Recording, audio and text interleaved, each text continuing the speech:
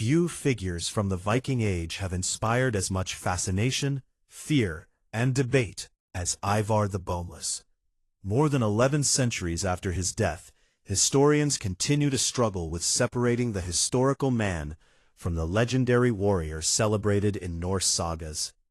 Unlike medieval kings, whose lives were recorded in royal chronicles, Viking leaders lived in a world where stories were preserved through oral tradition before eventually being written down centuries later. As a result, nearly everything known about Ivar exists somewhere between documented history and myth. Yet despite these uncertainties, one fact remains undeniable. Ivar the Boneless was one of the most formidable military leaders of the 9th century, commanding armies that reshaped the political landscape of Anglo-Saxon England, and left a legacy that continues to captivate historians and storytellers alike. The earliest historical references to Ivar appear in Irish and Anglo-Saxon chronicles, rather than Scandinavian records. These contemporary sources mention a Viking leader named Eamar, who arrived in Ireland during the mid-9th century and became one of the most powerful Norse rulers in the British Isles. Many scholars believe this Eamar was the same person later remembered in Norse tradition as Ivar the Boneless. While absolute certainty remains impossible, the similarities in names, chronology, and military campaigns have convinced a significant number of historians that they likely refer to the same individual. If this identification is correct, Ivar was not merely a legendary hero, but a historical conqueror whose influence stretched from Ireland to England, commanding fleets and armies across the Irish Sea with remarkable efficiency. According to the Icelandic sagas, particularly the tale of Ragnar's sons and the saga of Ragnar Lothbrok, Ivar was one of the many sons of the legendary Viking king Ragnar Lothbrok and his wife Aslog. These stories describe Ragnar as one of the greatest Viking heroes, a fearless explorer and warrior whose exploits became central to Scandinavian folklore. Aslog herself was no ordinary queen. Legend claims she was the daughter of the famous dragon slayer Sigurd and the shield maiden Brynhild, connecting Ivar's lineage directly to the greatest heroes of Norse mythology. Such ancestry elevated Ivar beyond the status of a simple warrior, presenting him as part of a divine bloodline destined for greatness. Modern historians, however, remain cautious about accepting these family connections as literal history. While Ragnar Lothbrok may have been inspired by one or several real Viking leaders, the sagas were written centuries after the events they describe, and often blend historical memories with heroic fiction. Perhaps the greatest mystery surrounding Ivar is the unusual nickname that has echoed through history, the Boneless. Few historical epithets have generated as much speculation. Medieval writers never offered a definitive explanation, leaving later generations to develop competing theories. Some scholars believe the nickname referred to a medical condition, possibly osteogenesis imperfecta, a rare genetic disorder that causes brittle bones and physical disability. Others suggest it described extraordinary flexibility, comparing Ivar's agility to that of a snake. Another interpretation argues that the name was symbolic rather than physical, representing a warrior who lacked fear, or whose movements in battle appeared almost supernatural. Still others believe the nickname originated from later misunderstandings of Old Norse language, and may have referred to impotence or another metaphor entirely. Despite centuries of research, no consensus has emerged, ensuring that Ivar's mysterious title remains one of history's enduring puzzles. Whether physically disabled or perfectly healthy, every surviving tradition agrees on one remarkable characteristic. Ivar possessed an exceptional intellect. Unlike many Viking leaders who gained fame through overwhelming physical strength, Ivar's greatest weapon appears to have been his mind. The sagas consistently portray him as calm, calculating, and strategically brilliant. He preferred careful planning over reckless courage, demonstrating patience where others sought immediate glory. This portrayal aligns surprisingly well with historical evidence from the Viking invasions of England, where coordinated campaigns, long-term occupations, and political manipulation suggest sophisticated leadership rather than simple raiding. If the sagas preserve even a fragment of truth, Ivar may have represented a new type of Viking commander, one who recognized that lasting conquest required strategy, diplomacy, and psychological warfare as much as battlefield courage. The world into which Ivar was born was undergoing dramatic transformation. During the 8th and 9th centuries, Scandinavian society experienced rapid population growth, expanding trade networks, and increasing political competition among regional chieftains. Improvements in shipbuilding technology produced the famous Viking longships, capable of crossing open oceans while also navigating shallow rivers deep into foreign territory. These remarkable vessels allowed Norse warriors to strike unexpectedly along distant coastlines, before disappearing just as quickly. Initially, Viking expeditions focused primarily on seasonal raids, targeting monasteries and wealthy settlements. Over time, however, these raids evolved into organized military campaigns, seeking permanent settlements and political control. Ivar belonged to the generation that transformed Viking warfare from opportunistic piracy into large-scale conquest, laying the foundations for Norse kingdoms beyond Scandinavia. Religion also shaped Ivar's world. Before the widespread conversion to Christianity, the Norse people worshipped a rich pantheon of gods led by Odin, Thor, and Freyja. These deities influenced every aspect of Viking life, from warfare and kingship to farming and exploration. Warriors believed that dying bravely in battle could earn them a place in Valhalla, Odin's great hall, where they would prepare for Ragnarok, the final battle at the end of time. Such beliefs encouraged extraordinary courage, while also reinforcing loyalty to leaders who claimed divine favor. Although historians cannot determine Ivar's personal religious convictions, it is almost certain that he grew up within this spiritual tradition, one that celebrated ambition, martial skill, and the pursuit of lasting fame through heroic deeds. Despite the legendary elements surrounding his life, Ivar's historical significance rests not on mythology, but on the profound impact he would soon have upon Britain and Ireland. Within a few decades, his campaigns would contribute to the collapse of several Anglo-Saxon kingdoms, the establishment of Viking-controlled territories, and the emergence of new political realities that reshaped medieval Britain. His reputation became so formidable that chroniclers remembered his name long after countless other Viking leaders had faded into obscurity. Whether remembered as a disabled genius, an unstoppable conqueror, or the vengeful son of Ragnar Lothbrok, Ivar the Boneless remains one of the Viking Age's most enigmatic figures. His story begins in uncertainty, wrapped in legend and fragmented historical evidence. But it would soon unfold into one of the most dramatic chapters in the history of medieval Europe, where myth and reality would collide on the battlefields of England. Among all the warriors of the Viking Age, no nickname has sparked more curiosity than that of Ivar the Boneless. While history remembers countless kings by titles such as the Great, the Bold, or the Conqueror, Ivar's epithet stands apart as one of the most unusual and mysterious. More than 1,000 years after his lifetime, historians, medical experts, linguists, and archaeologists continue to debate what the name actually meant. Was it a description of a physical disability, a metaphor for extraordinary agility, a symbol of intellectual superiority, or simply the result of centuries of misunderstanding? Unlike many medieval nicknames whose meanings are relatively straightforward, the Boneless remains one of history's greatest unsolved riddles.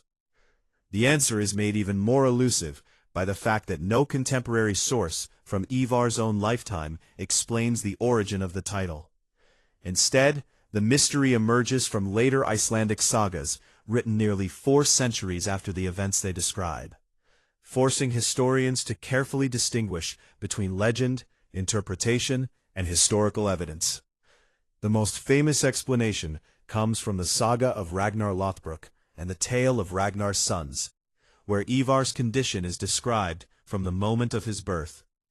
According to these stories, Ragnar's wife Aslag warned her husband not to consummate their marriage for 3 nights because of a prophecy she had foreseen.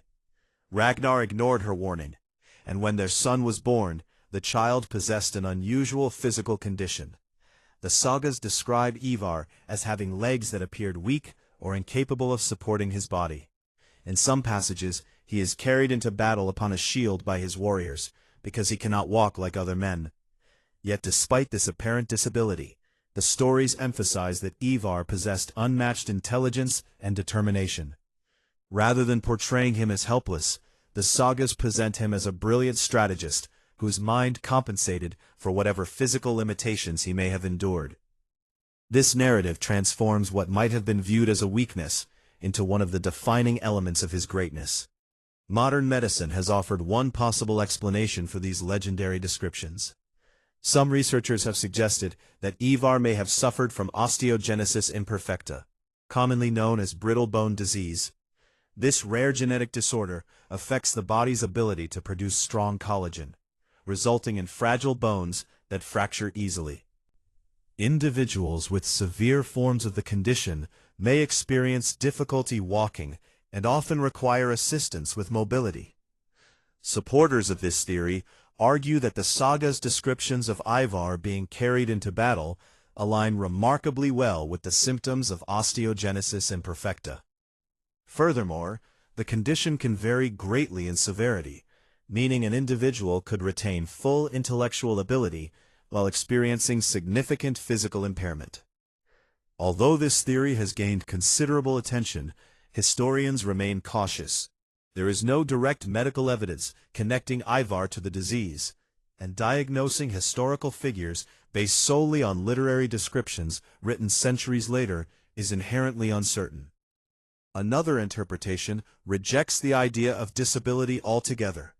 Some scholars argue that the nickname Boneless referred not to fragile bones, but to exceptional flexibility and agility. In Old Norse culture, comparisons to snakes were often associated with fluid movement, cunning, and unpredictability. A warrior who moved with unusual speed or flexibility might have been described metaphorically as lacking bones. Under this interpretation, Ivar's nickname becomes a compliment rather than a criticism, suggesting that he possessed extraordinary physical abilities that distinguished him from other Viking warriors. This explanation fits well with the Viking tradition of colorful nicknames, many of which emphasized remarkable personal characteristics rather than literal physical traits. Viking society frequently assigned descriptive epithets based on appearance, personality, accomplishments, or even ironic humor, making symbolic interpretations entirely plausible. A third theory focuses on language rather than medicine. Linguists have noted that medieval translations between Old Norse, Latin, and later European languages often introduced misunderstandings that accumulated over centuries. Some researchers believe the original meaning of the nickname may have been altered during the process of oral storytelling and manuscript copying. In Old Norse, words sometimes carried multiple meanings that are difficult to translate precisely into modern languages.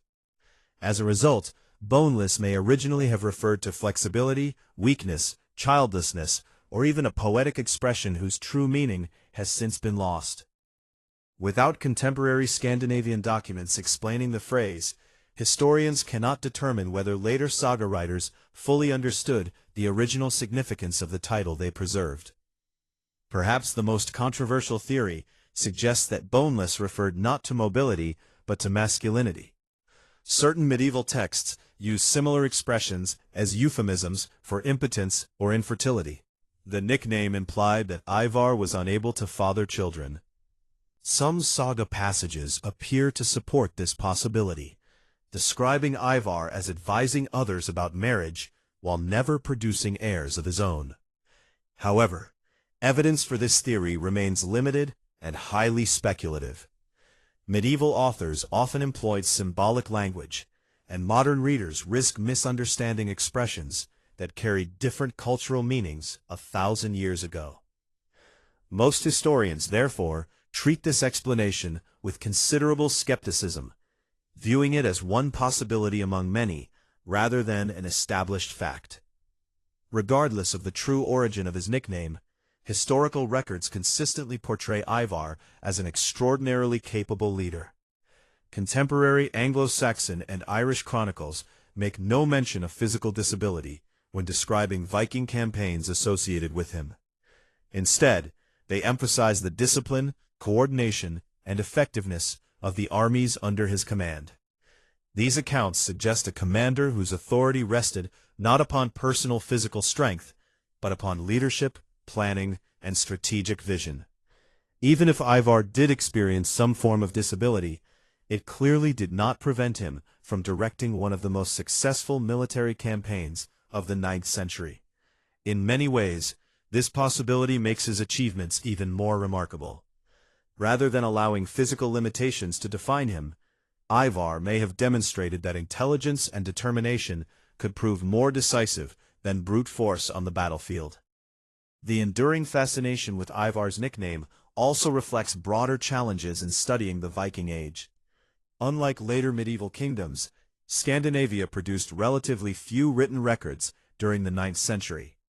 Much of what survives comes from foreign observers, Christian monks, or saga writers working centuries later. Every source contains its own biases, limitations, and literary embellishments. Historians must therefore compare archaeological discoveries, linguistic evidence, contemporary chronicles, and later traditions to reconstruct the most plausible picture of the past. Ivar's nickname serves as a reminder that history is often incomplete, leaving important questions unanswered despite generations of careful research. Today, Ivar the Boneless occupies a unique place where history and legend intersect. His mysterious title has inspired novels, television series, documentaries, and countless academic debates. Some view him as a disabled military genius who overcame extraordinary obstacles. Others see a legendary hero whose nickname reflected symbolic qualities rather than physical reality. Still others argue that the true meaning has simply been lost to time. Whatever the answer, the uncertainty itself has become part of Ivar's legacy. More than 11 centuries after Viking longships first crossed the North Sea, the world still remembers not only his victories, but also the mystery carried within his extraordinary name. In many respects, the unanswered question of why he was called the Boneless has become just as enduring as the man himself, ensuring that historians will continue searching for the truth long into the future. No event defines the legend of Ivar the Boneless more than the death of his father, Ragnar Lothbrok. According to Norse tradition, it was this single moment that transformed Ivar from a respected Viking leader into the architect of one of the greatest invasions in medieval European history. Whether every detail of the story is historically accurate remains uncertain, but the tale of Ragnar's death and his son's vengeance became one of the most influential narratives of the Viking Age. It inspired generations of Scandinavian warriors and shaped how medieval writers understood the relationship between honor, family, and revenge. Yet, like much of Ivar's life, the story exists somewhere between documented history and enduring legend. The legendary Ragnar Lothbrok was said to have been among the greatest Viking kings of his age.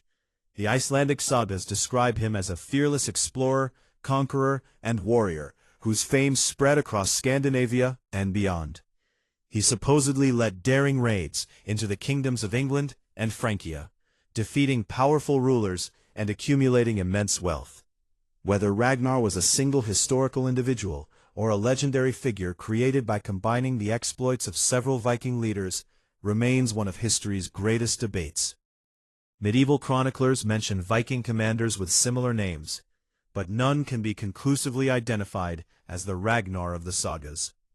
Nevertheless, by the time the Icelandic writers recorded these stories in the 13th century, Ragnar had become the ideal Viking hero, a king whose courage, ambition, and tragic fate embodied the values of Norse society. According to the sagas, Ragnar's final expedition proved disastrous. Believing he could once again win glory in England, he sailed with only a small force rather than a massive army. Some versions claim his overconfidence led him to underestimate the strength of the Anglo-Saxon kingdoms. Others suggest that poor weather scattered his fleet, leaving him isolated and vulnerable.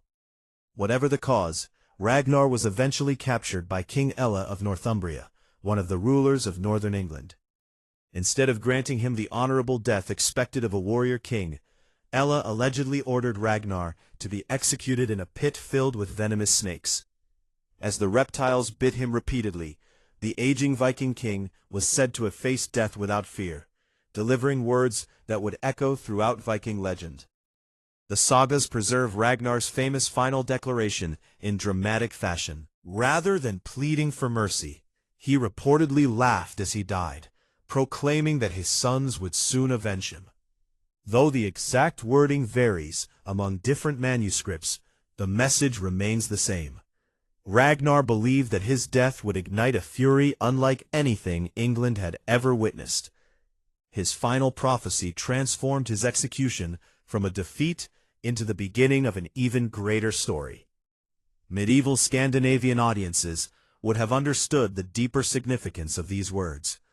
In Norse culture, family honor demanded that unjust killings be avenged. Allowing such an insult to go unanswered would have brought shame not only upon Ragnar, but upon his entire bloodline. His sons therefore inherited more than grief, they inherited an obligation. Among Ragnar's sons, none reacted more strategically than Ivar the Boneless, while his brothers, including Bjorn Ironside, Ubba, Halfdan, and Sigurd Snake in the Eye, were all celebrated as formidable warriors. The sagas consistently portray Ivar as the mastermind behind their response. Rather than rushing blindly into battle, he understood that defeating the Anglo-Saxon kingdoms required careful planning. Revenge alone would not be enough. England was divided into several kingdoms, each possessing experienced armies and fortified towns. A successful campaign demanded coordination on a scale far beyond the seasonal Viking raids of previous generations. If the sagas preserve even part of the historical truth, Ivar recognized that patience and preparation would achieve far more than uncontrolled rage. One of the most memorable episodes in the legends demonstrates Ivar's intelligence before the invasion even began. After Ragnar's death, the sagas claim that Ivar traveled to Northumbria and met King Ella peacefully, rather than immediately declaring war. Instead of asking for gold or land, he requested only as much territory as could be covered by the hide of a single ox. Ella laughed at what appeared to be a foolish bargain and agreed. Ivar then cut the ox hide into countless thin strips, stretching them together to surround a much larger area than the king had imagined. Within this enclosed space, Ivar established a fortified settlement that later became a strategic base for the Viking invasion. Historians generally regard this story as legendary, yet it reflects a recurring theme found throughout Norse literature. Ivar's greatest weapon was not physical strength, but exceptional cunning. While the details of Ragnar's execution remain uncertain, the historical consequences that followed are far better documented. In 865 AD, a massive Viking force landed in the kingdom of East Anglia. Anglo-Saxon chroniclers called this army the Great Heathen Army, distinguishing it from earlier Viking raiding parties because of its unprecedented size and organization. Unlike previous expeditions that arrived in spring and departed before winter, this army remained in England year after year, conquering kingdoms rather than merely plundering them. The Anglo-Saxon Chronicle records the arrival of this force as one of the most significant military events of the 9th century. Although the Chronicle does not explicitly describe it as a mission of revenge for Ragnar, later Norse tradition firmly connected the invasion with his death. Modern historians generally believe the invasion had multiple motivations. Revenge may indeed have inspired some of its leaders, particularly if Ragnar was a real historical figure connected to them. However, political ambition, economic opportunity, and the desire for permanent settlement almost certainly played equally important roles. England's divided kingdoms presented attractive targets for conquest. Rich monasteries, fertile farmland, and ongoing rivalries among Anglo-Saxon rulers created ideal conditions for Viking expansion. The Great Heathen Army therefore represented more than a family vendetta. It marked a turning point in Viking history, signaling the transition from seasonal raiding to long-term occupation and state-building. Even so, the legend of Ragnar's death remains central to Viking identity. For Scandinavian audiences, the invasion was not simply about wealth or territory, it was about restoring honor to a fallen king. Every victory over the Anglo-Saxons became another step toward fulfilling Ragnar's dying prophecy. Whether entirely historical or partly mythical, the story gave meaning to the extraordinary events unfolding across England. It united multiple Viking leaders under a common purpose, and provided later generations with one of the most compelling tales of vengeance in medieval literature. As the Great Heathen Army advanced deeper into England, it became increasingly clear that this was unlike any Viking force the Anglo-Saxon kingdoms had faced before. Guided by experienced commanders, chief among them Ivar the Boneless, it would overthrow ancient kingdoms, capture royal capitals, and permanently alter the political map of Britain. Ragnar's death, whether legend or reality, had become the spark that ignited one of the most consequential invasions in European history. The next chapter would reveal how Ivar transformed that desire for vengeance into a military campaign of astonishing discipline, strategy, and success. In the autumn of 865 AD, the shores of eastern England witnessed the arrival of a Viking force unlike anything the Anglo-Saxon kingdoms had ever encountered. For nearly 70 years, England had endured Viking raids, but these attacks typically followed a predictable pattern. Small fleets would appear without warning, plunder monasteries and villages, seize whatever wealth they could carry, and disappear before local armies could respond. The invaders came for silver, slaves, livestock, and prestige, not permanent conquest. The arrival of the Great Heathen Army, however, signaled the beginning of a new era. This was no ordinary raiding party. It was a disciplined coalition of experienced warriors, commanders, and settlers who intended not merely to loot England, but to dominate it.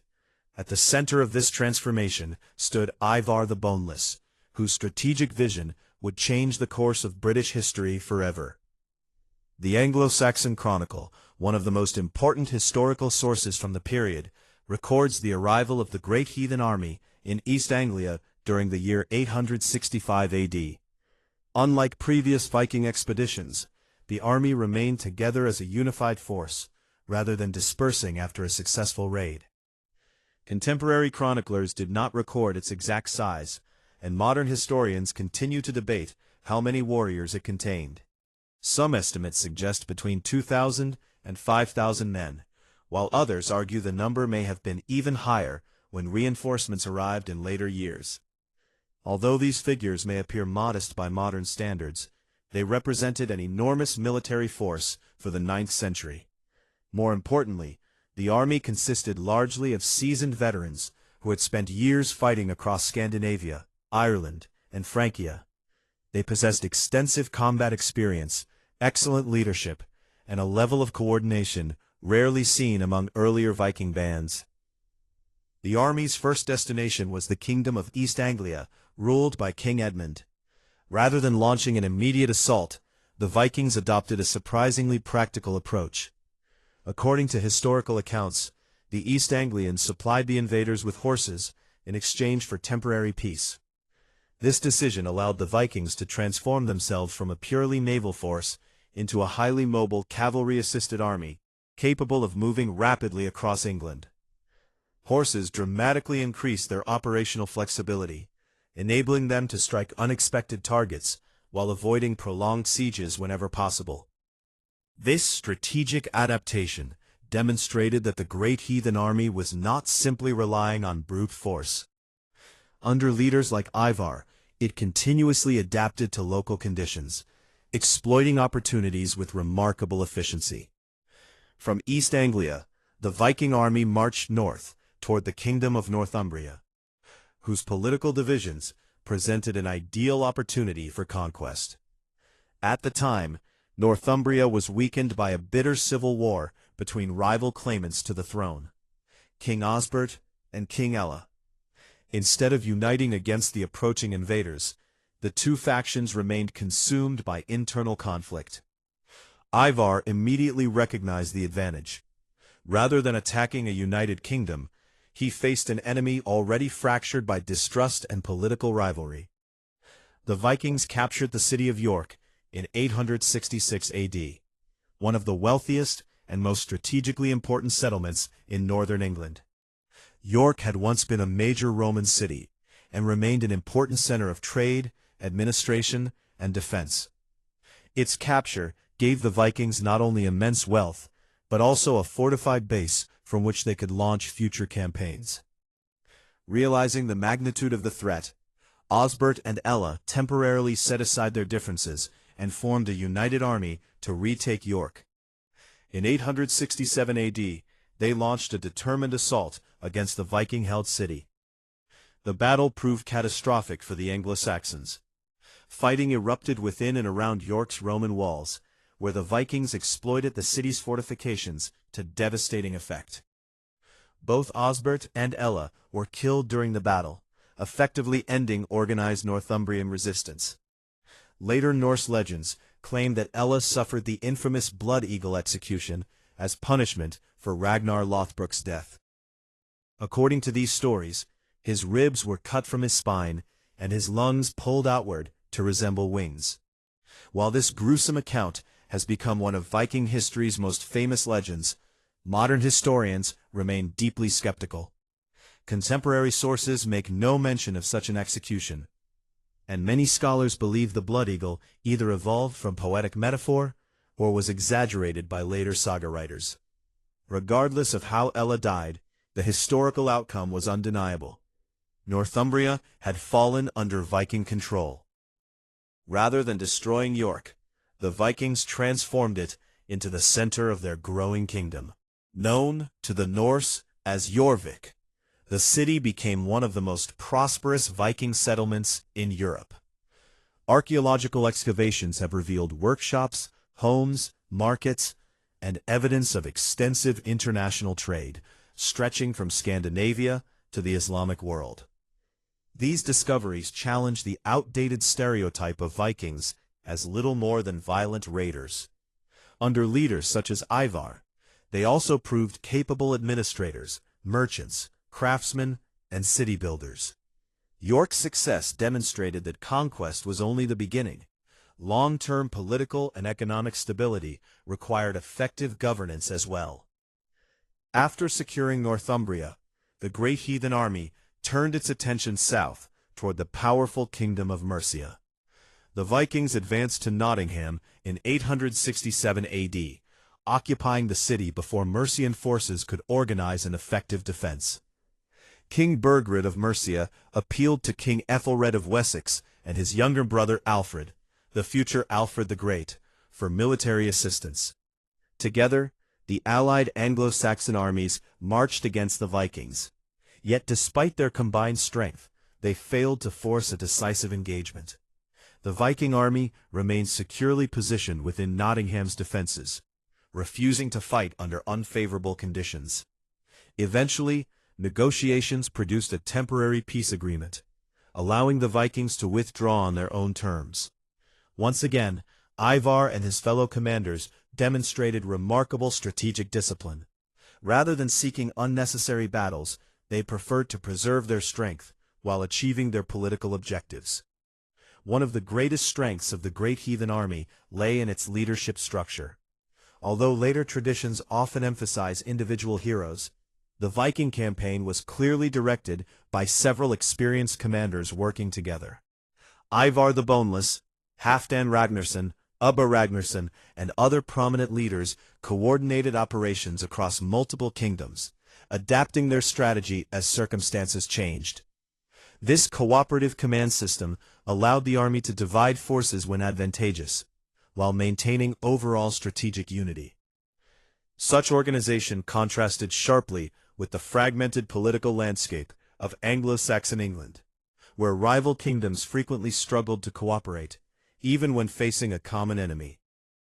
Historians increasingly recognize that Ivar's greatest achievement was not simply winning battles, but fundamentally changing Viking warfare. Earlier generations of Scandinavian raiders relied upon speed and surprise, before returning home with stolen treasure.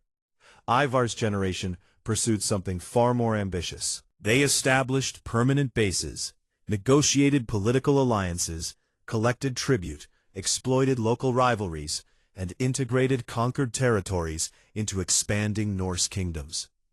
Military victories became stepping stones toward lasting political control rather than temporary opportunities for plunder. This transformation marked one of the defining moments of the Viking Age. By the end of the 860s, England had been permanently altered. Northumbria had fallen, Mercia was weakened, and the remaining Anglo-Saxon kingdoms faced an enemy unlike any they had encountered before. The Great Heathen Army had proven that disciplined planning, strategic patience, and unified leadership could overcome even the most established kingdoms. At the heart of this extraordinary campaign stood Ivar the Boneless, a commander whose reputation for intelligence continued to grow with every victory. Yet his greatest demonstrations of military brilliance were still to come, as he refined tactics that would make him one of the most feared strategists of the entire Viking Age.